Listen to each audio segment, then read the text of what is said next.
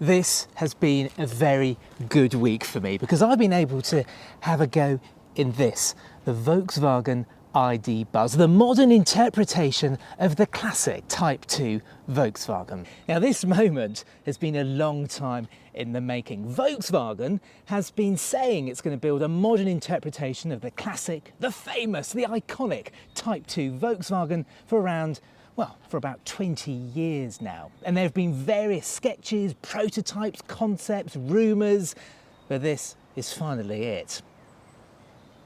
But is it any good? Has the wait been worth it? Well, that's what I'm going to find out in this video review. And for many more video reviews like this, please do consider subscribing to my channel.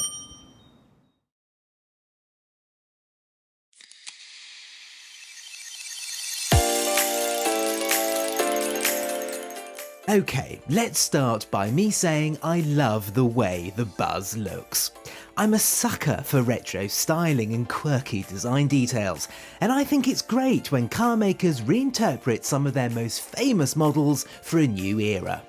The Buzz also makes its mark in a world cluttered with identical SUVs.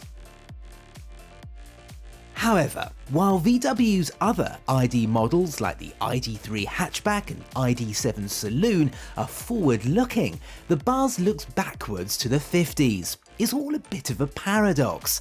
And then there's that other retro design VW made a big thing of a few years ago, the Beetle. It arrived with a bang, but after a while it all looked a little bit, silly. Maybe I'm wrong. Let me know what you think in the comments box below. Now, being a van, you would expect there to be loads of room back here.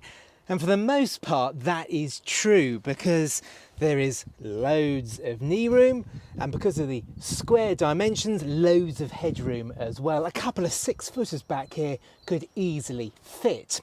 There's also little tray tables, which is very nice.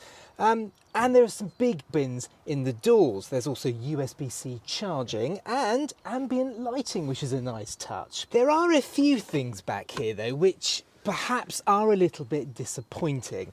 These windows, for example, they don't open. And whilst these seats do slide backwards and forwards, they don't remove. So if you are the kind of person who likes to buy a VW van and rip out the interior to create your own, you're going to be a little bit disappointed.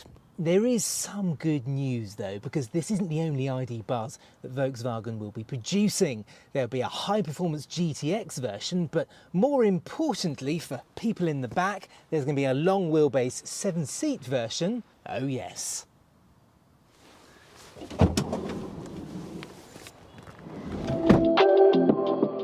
The big benefit over an electric SUV is space.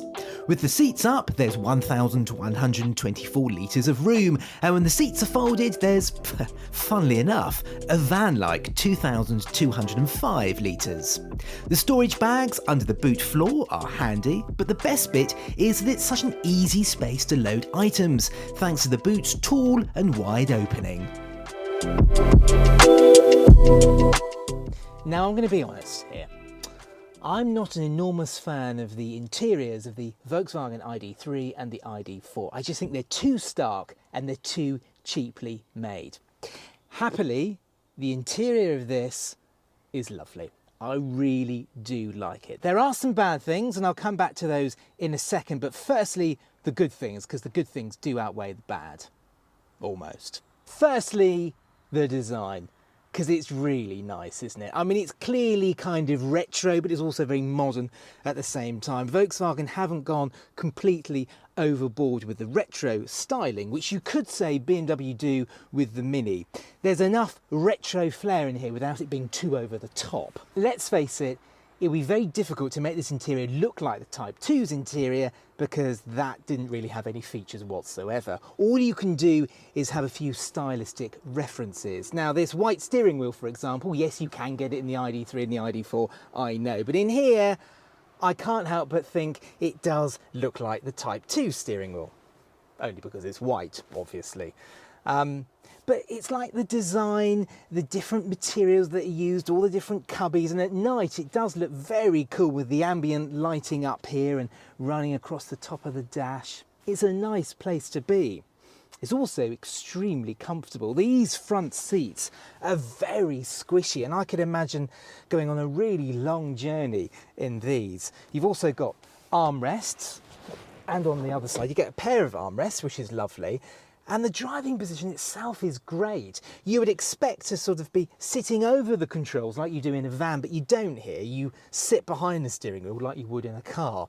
And you sit up so high. I mean, you are sitting as high as you do in a Range Rover. And what with these armrests? You feel like you're in a Range Rover, pretty much. The view out is great. What with these pieces of glass here, there's great visibility, very light and airy. But again, it just feels quite retro. The colours are great. You can choose from different shades depending on the exterior colour, of course. We've got orange in here because the exterior is orange. It's just really nice. There are lots of cubbies, loads in the door. We've got a good storage area over there. The glove box is of a good size as well. And this centre console, you can actually pick it up and remove it entirely, so you can walk through to the back should you wish. There are some bad things in here though. Firstly, it's the quality.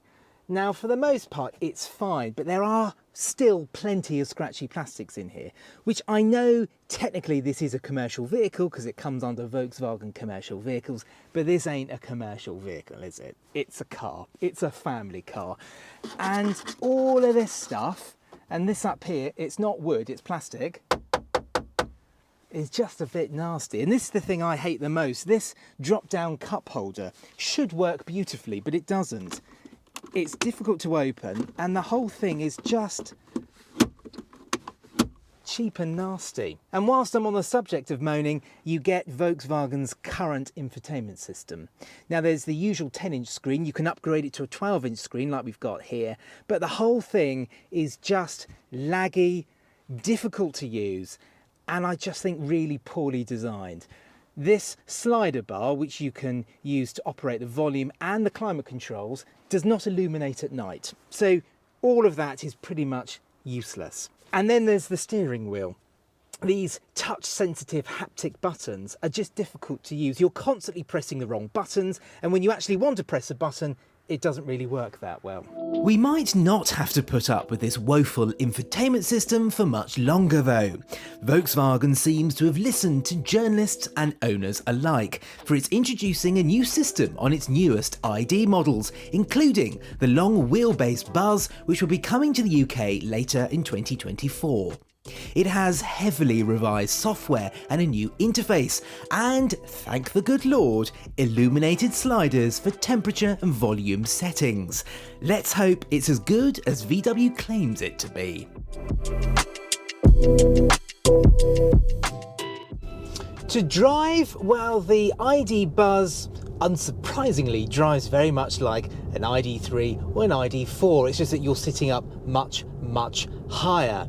Now, whilst there is a commercial version of the ID Buzz, the ID Buzz Cargo, I have to say this doesn't feel like a commercial vehicle. Now, like I said earlier on, it is sort of badged as a commercial vehicle. It comes under VW's commercial vehicles arm, but it is a car, let's face it, a very posh, large family car. And VW have done a good job at making it feel pretty refined, because I've done around 500 miles in this ID Buzz this week, and at no point have I felt as though I were in a van. I just felt as though I was in a big MPV. We've got 20-inch wheels on this. You can option the ID Buzz with 21-inch wheels, but I think the ride would suffer, because the ride on this is pretty mixed. For the most part, it is fine, but sometimes if you do hit a big pothole or a big expansion joint or a sort of a very undulating road, this can sort of bang and bounce around. I mean, it is a feeling that you get in a lot of electric cars due to their sheer weight of them. But you sort of hit a bump in this and it can kind of bounce upwards. But that's only on really bad roads. For the most part, it's not too bad in here. One of the reasons why it isn't too bad in here is just because how comfortable this driving position is. I mean, if you put this other armrest down, you can sort of just cruise along. I mean, you can put your arm up here if you really want to. And it's just got a really nice, relaxed sort of feeling about it. Now, I've done some long journeys in this car this week, and at no point have I found uncomfortable or a twinge of backache. In that regard, this ID Buzz could make a great long-distance tow. In that regard, this ID Buzz could make a great long-distance family cruiser. Of course, all of you are shouting at me saying, what's the size of the battery? What's the range? It is a pure electric car after all. Well, under the skin there is a 77 kilowatt hour usable battery. Volkswagen claim around 250 miles from a full charge. Of course, as we know, that doesn't tell the full story. What is the efficiency of this ID Buzz? Well, I've been over 500 miles. I've been able to nudge it up to around 2.9 miles per kilowatt hour, which ain't great, is it? But you've got to remember, this has all the aerodynamic properties of a house brick. I mean, it's never going to be fantastic, is it? So if I do some quick maths, if I do my best Bruce Forsyth impression, carry the one, minus the 4, your final prize money is 225 miles, around that on a full charge, which isn't too bad, is it? And now I've been driving this car early spring, it's been around 10 degrees, yeah, 2.9 miles per kilowatt hour, range of 225 miles. It's going to be more than good enough for lots of people, but for some that will be a little bit disappointing. For a bit more context, during my 500-mile week, I was mostly driving around with 2 people on board, and occasionally with 4, but never with any heavy shopping or loads. So, 4 or 5 people up with luggage on a chilly day, and a 200-mile range would be more likely, probably. Also, this Buzz is the only version currently available, a 77 kilowatt hour battery with a 201 brake horsepower motor.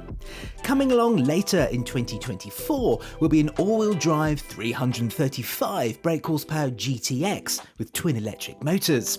And the long wheelbase will come with the current 77 kilowatt hour battery, but there will also be the choice of a larger 85 kilowatt hour battery pack. This will get a more powerful 282 brake horsepower motor and a faster 200 kilowatt charging speed. This will be the one to go for if you need to do long distances, as it'll likely have a 285 mile range, although that hasn't been confirmed yet. You know, all the time that I've been driving this, people just wave and they stare and they point. But you even get the odd wave from a VW transporter driver, or you know, it's one of the VW camper vans or something, because they know exactly what it is, obviously. And it's just, this vehicle just, it just elicits so much happiness from other people on the roads. It's fantastic. And I have to say, in all the time that I've been driving this, I've been looking forward to driving it. I've had a huge grin on my face and I've enjoyed it. But there is one thing that's just eating away at me, and it's that I feel as though this car, van, vehicle, whatever it is, there's that wow factor at the moment. It's because it's new, it's exciting, it's like nothing else on the road. And I'm trying to assimilate that to the new Beetle that came out in the late 90s. Now, admittedly, I was a child when that came out, but I do remember the excitement that car generated. I mean, everybody wanted one. It was the must-have wheels, but after a while, and after you started to see a few more of them on the road, that excitement factor sort of went. And within a few years, the whole new Beetle thing was very passé. It even, dare I say it, came across as a bit twee and a bit kind of The Mini, in that regard, has had a better life. It's been more successful in keeping that retro feeling going. For me, I don't think the Beetle ever quite hit that sweet spot. And I fear the same thing will happen with this ID Buzz. It's new and exciting and interesting and cool and fashionable and modern right now. But in a few years' time, after you've seen quite a few on the roads, will it still have the same wow factor? Of course, I can't tell you that now, and it's a bit unfair for me to say that's a bad thing about this vehicle, something I can't quantify or sort of give you any basis to that opinion. But it does sort of niggle away at me that will this be a bit passé, a bit cliched, a bit contrived in a few years' time? Let me know what you think in the comments below. Right then, decision time. Can I recommend the Volkswagen ID Buzz to you sitting at home? Well, yes, I can. But before I give you the reasons why, would I actually buy this ID Buzz? Honestly, it's a really tough one. I've spent all week trying to give you a proper answer, and I think I have it. As much as I love all the retro styling, all the details, the two-tone bodywork, the sense of happiness that I get when I drive it, if I put my sensible trousers on and not my bright orange chinos, the answer would probably be no. I don't think I would. If I needed a vehicle like this, and it being pure electric wasn't the #1 requirement, I would probably go for the ID Buzz's less glamorous sister, the multivan, because if you need a vehicle to move people and stuff around, the multivan is better than the ID Buzz. But on the other hand, I just love the way this car looks, and I know plenty of you at home love how it looks too. Yes, I do think it might suffer from the same problems the new Beetle had, in the sense that after a while this might look just a little bit twee, but in the here and now I cannot think of a more fashionable electric vehicle. If you need a pure electric car that's got plenty of space inside, and more importantly you've got plenty of dosh in the bank, I can't think of a better vehicle to buy right now.